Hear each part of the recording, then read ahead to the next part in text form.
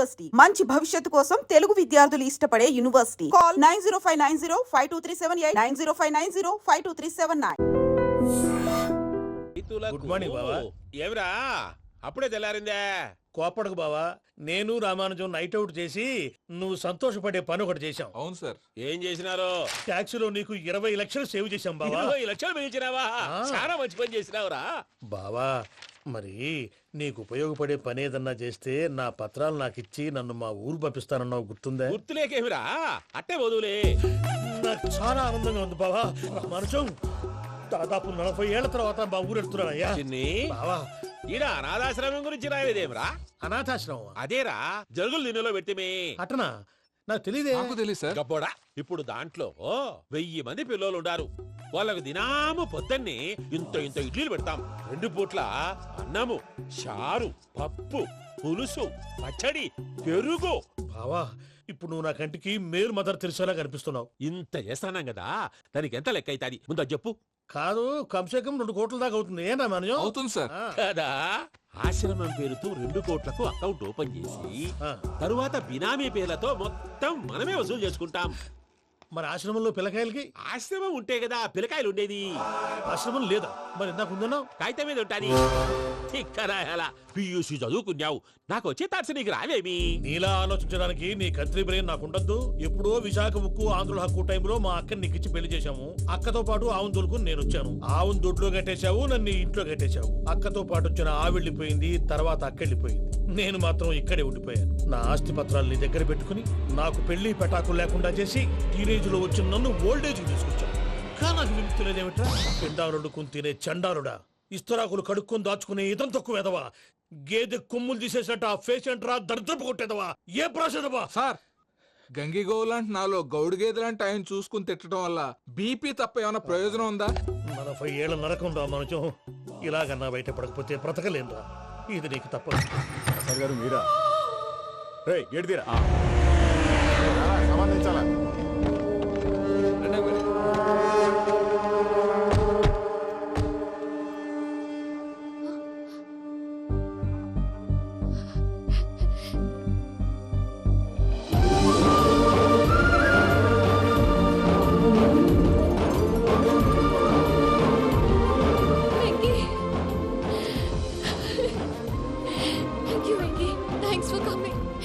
తీసుకెళ్ళడానికి వచ్చాను.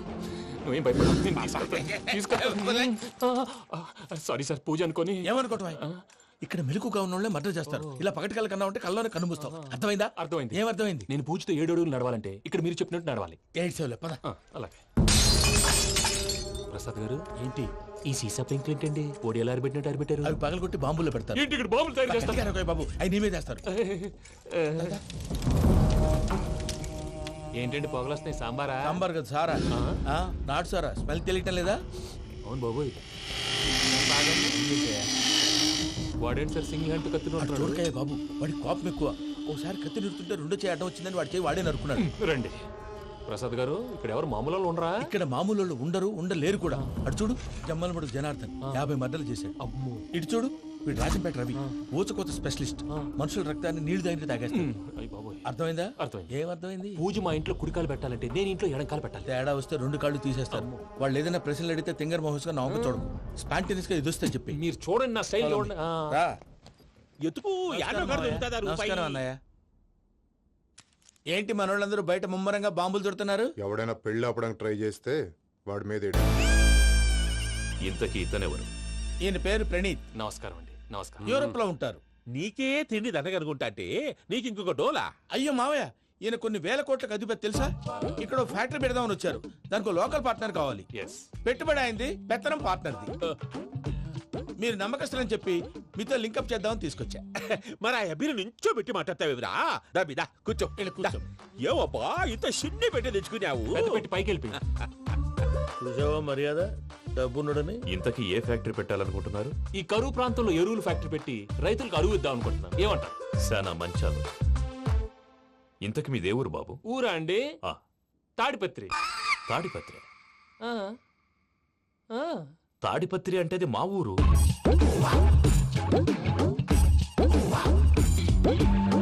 అన్నయ్య, బాబు చెప్పేది మన తాడిపత్రి కాదు, తెలంగాణ తాడిపత్రి. ఏం బాబు? ఓ నేను చెప్పేది అదే. అది మా మేనమామ గారి ఊరు. నేను ఆడనే పెరిగింది. తాడిపత్రిలో మీ ఇల్లెక్కడ? ఇల్లా అండి? ఆ, ఆ, గుడి ఉంది కదండి, ఉంది. దాని పక్కన. శర్మ గారిల్లు. అయితే శర్మ గారింటి పక్కన ఆనందరావు గారిల్లు. ఆనందరావు తెలుసు అనమాట. ఆ, అయితే ఆనందరావు ఇంటికి 7 అవతల. ఆనందరావు అంకుల్ ఇంటికి మా ఇంటికి 7 hours గ్యాప్ ఉంది. Just 7 houses. అంకుల్ అంటున్నావంటే ఆనందరావు నీకు తెలుసన్నమాట. ఎందుకు తెలీదు? Very close family friends. అయితే నువ్వు వచ్చినావని తెలిస్తే వాడు కూడా సంతోషపడతాడు.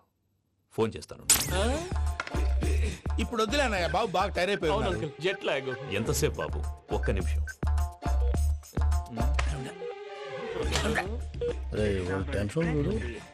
ఈ ఫోన్ ఒకటి కలుస్తలేదు. వాడితో తర్వాత మాట్లాడుకుందాం.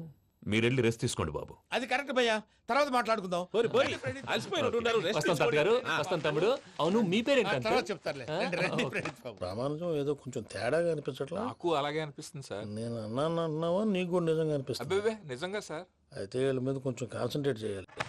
ఏంటండి ఏ ఊరు దొరకట్టు తాడిపత్రి పేరు ఎందుకు చెప్పావు? ఆ ఊళ్ళో ఆయనకి చుట్టాలు ఉంటారు, నాకేం తెలుసు? చెప్తే చెప్పావు. ఆనందరావు అంకుల్ అని ఎందుకన్నావు? ఒకే ఊరిని చెప్పి తెలియదంటే డౌట్ రాదా?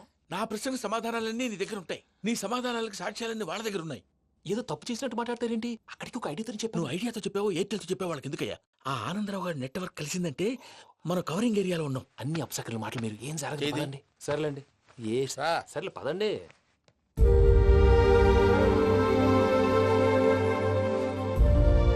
అదేంటండి పూజ అలా చూస్తుంది?